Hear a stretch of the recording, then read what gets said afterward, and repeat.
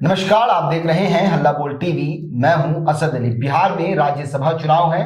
इस बीच सभी पार्टियों की धड़कनें तेज हो गई हैं। एनडीए ने अपने तमाम विधायकों से साइन करवा लिया है और लालू प्रसाद यादव ने भी ऐसा ही किया है। आइए इस पूरे मामले को विस्तार से समझते हैं हल्ला बोल टीवी के संपादक दीपक शर्मा। धड़कनें तो सबकी तेज हैं अली जी।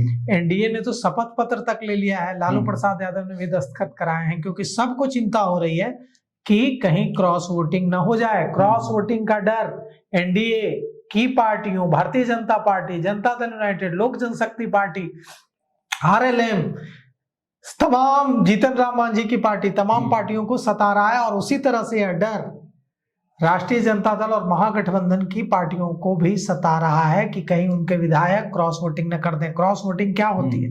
क्रॉस वोटिंग ये होती है कि मान लीजिए कि महागठबंधन की पार्टी है कांग्रेस। कांग्रेस ने कहा कि आप वोट कीजिए आरजेडी कैंडिडेट के पक्ष में, और कांग्रेस के विधायक वोट कर दें बीजेपी कैंडिडेट के पक्ष में, और यह गोपनीय मतदान होता है, तो किसी को पता नहीं चलता है कि किसने किसके पक्ष में वोट किया। तो कुल मिलाकर के क्रॉस वोटिंग का खतरा हमेशा मंडराते रहता है। इसके लिए क्या तैयारी की जा रही है हम आपको बताते हैं।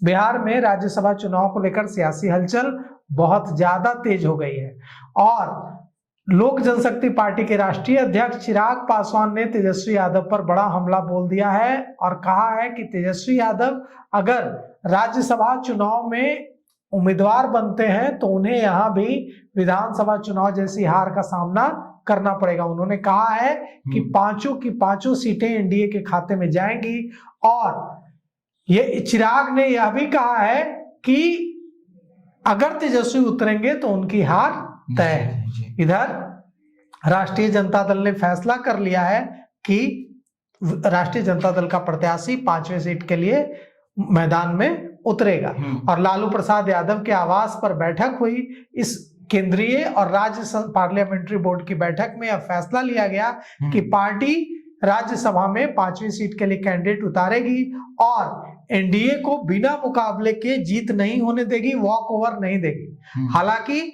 अभी तक इसे लेकर संशय की स्थिति है कि आरजेडी का कैंडिडेट कौन होगा। कहा यह भी चर्चा चल रही है कि तेजस्वी यादव खुद उम्मीदवार होंगे, लेकिन हमारे सूत्र हमें बता रहे हैं कि तेजस्वी यादव ने इनकार कर दिया है उम्मीदवार बनने से।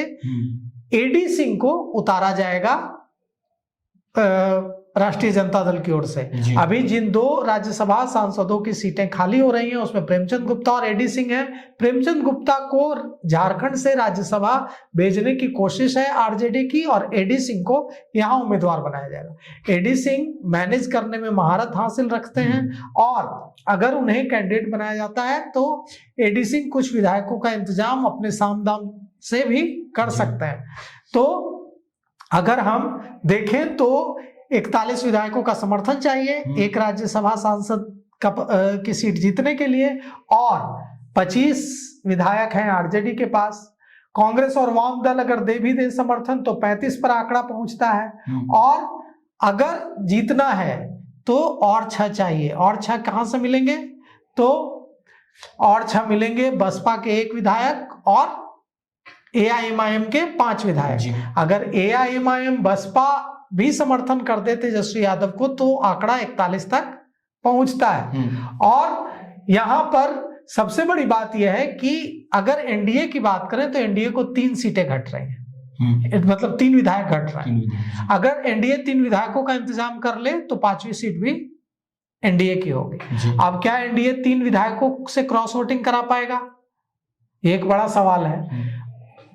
उपेंद्र कुशवाहा कह रहे हैं कि राष्ट्रीय जनता दल के विधायक उनके पक्ष में मतदान करने के लिए तैयार हैं। उपेंद्र कुशवाहा के बारे में यह भी चर्चा चल रही है कि भारतीय जनता पार्टी ने उनको कहा है कि अगर आप राज्यसभा जाना चाहते हैं तो अपनी पार्टी को भारतीय जनता पार्टी में मर्ज कर लीजिए, तब हम आपको राज्यसभा भेजेंगे। वे लगातार दिल्ली जा रहे हैं, दिल्ली में भारतीय जनता पार्टी के नेताओं के साथ बैठ के चल रही है। अभी कहा जा रहा है कि तो एनडीए ने यहाँ एक मास्टर स्ट्रोक चल दिया है। एनडीए ने किसी भी तरह की क्रॉस वोटिंग की आशंका को खत्म करने के लिए अपने ही विधायकों को प्रस्तावक बना दिया है, और यह फैसला विधानसभा सत्र के दौरान ही ले लिया गया था। विधायकों से उनका लिखित समर्थन ले लिया गया है। एनडीए के सभी 202 विधायक एनडीए प्रत्याशियों के प्रस्तावक होंगे। 10-10 के सेट में प्रस्तावकों की सूची तैयार की जा रही है। इसके लिए विधायकों से 10-10 के सेट वाली कॉपी पर हस्ताक्षर कराया जा रहा है। इसके अलावा हर विधायक से 2-2 पेज पर साइन भी कराया जा रहा है। आरजेडी ने भी विधायकों से लिखित समर्थन ले लिया है और इस बारे में लालू प्रसाद यादव और तेजस्वी यादव को अधिकार दिया गया है कि वे तय करेंगे कि कैंडिडेट कौन होगा। तो कुल मिलाकर के अब ये है कि जब एनडीए ने अपने विधायकों से लिखित समर्थन ले लिया है और लालू प्रसाद यादव ने भी वही किया है, साइन करवा लिया है, दस्तखत करवा लिए हैं, तो क्या क्रॉस वोटिंग नहीं होगी? बिल्कुल होगी। क्रॉस वोटिंग राज्यसभा चुनाव में ना हो ऐसा होता नहीं है। क्रॉस वोटिंग हो ही जाती है, चाहे कितनी भी एकदम कड़ा पहरा नेतृत्व अपने विधायकों पर बैठाए, क्रॉस वोटिंग हो ही जाती है। तो इस बार भी ये तमाम कागजी कार्रवाई के बावजूद क्रॉस वोटिंग होगी ही, चाहे आरजेडी के विधायक इधर क्रॉस वोटिंग करें, कांग्रेस के विधायक इधर क्रॉस वोटिंग करें, या भारतीय जनता पार्टी जदयू और लोजपा के विधायक उधर क्रॉस वोटिंग करें। होगा करोड़ों का खेल, होगी हॉर्स ट्रेडिंग और क्रॉस वोटिंग, और 16 मार्च को पता चलेगा कि कौन जीता। आरजेडी अपना एक नेता राज्यसभा में भेजने में सफल हो पाता है या नहीं हो पाता है। देखिए क्या कुछ होता है 16 मार्च को। जी, तो सुना आपने किस तरह से बिहार में राज्यसभा चुनाव होने वाला है, और इसी बीच जितनी भी पार्टियां हैं सभी की धड़कनें तेज हो गई हैं, डर है क्रॉस वोटिंग का। इस पूरे मामले को लेकर आपकी क्या राय है? अपनी राय कमेंट बॉक्स में जरूर दीजिएगा। फिलहाल इस पेशकश में इतना ही। आगे की खबरों के लिए बने रहे हल्ला बोल टीवी के साथ। धन्यवाद।